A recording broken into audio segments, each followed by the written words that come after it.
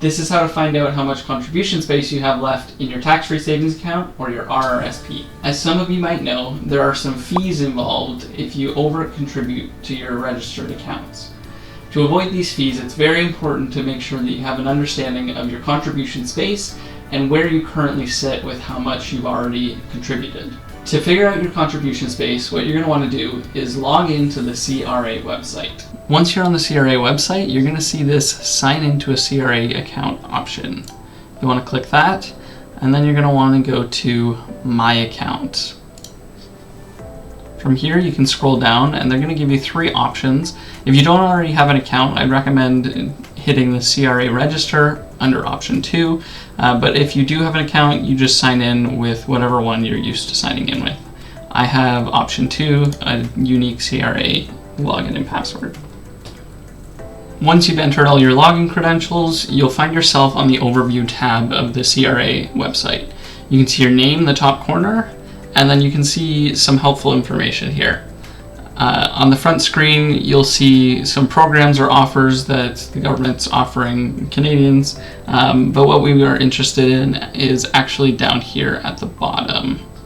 Right down here, savings and pension plans.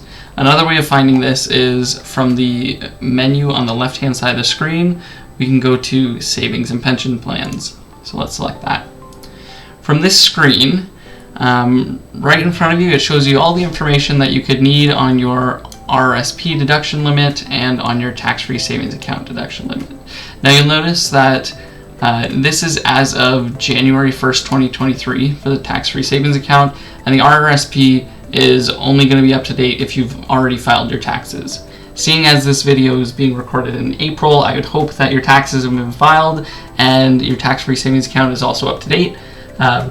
This is a great time of year to be checking because at the end of each year, your brokerage account is required to send any information on contributions, withdrawals, capital gains, that kind of thing, to the CRA, and it should, by end of March, beginning of April, already be accounted for on this screen.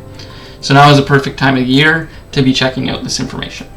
If we want to know what our current contribution space is, it's pretty easy to figure out. We can take whatever number it says for either the tax-free savings account or the RRSP and deduct whatever we've contributed already in the current year. So for me, this dollar amount might be what I had available in my tax-free savings account to contribute as of January 1st, but maybe I've put in $10,000 since then. That would mean I would take this dollar amount, subtract $10,000, and that would give me my current contribution room. Some other cool features about this website. If you want to dig into the details on either of these accounts, it's pretty easy to do. For example, on the tax-free savings account, we can just select View TFSA, and we can go through the transaction summary or the TFSA records.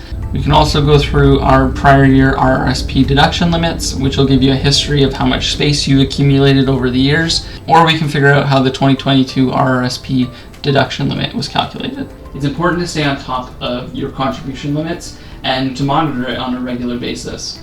An interesting thing happened to me in 2018 with my investments. I had been investing with TD within my tax-free savings account, and I moved money from GICs into a mutual fund. Now I moved those funds all within the tax-free savings account, so it never should have triggered any withdrawal or deposit.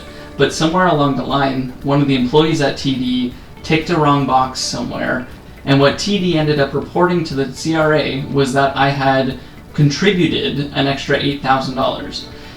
Now what that means is that from the CRA's perspective, there was an extra $8,000 that had been contributed to the account at some point that wasn't actually there for me to withdraw, which meant that I lost $8,000 of contribution space. If I had not been monitoring my contribution limits, I might have assumed the amount that I thought I was supposed to have access to, and when I went to deposit maybe that $8,000, I would have been flagged with penalties and it would have caused a lot of other issues. If you stay on top of it, you monitor your contributions, you understand how much space you have, you'll never have to worry about over-contributing and having to pay fees. Thanks for watching, guys. I know this is a quick one. If you have any questions, please feel free to leave it in the comments. And as always, stay safe out there.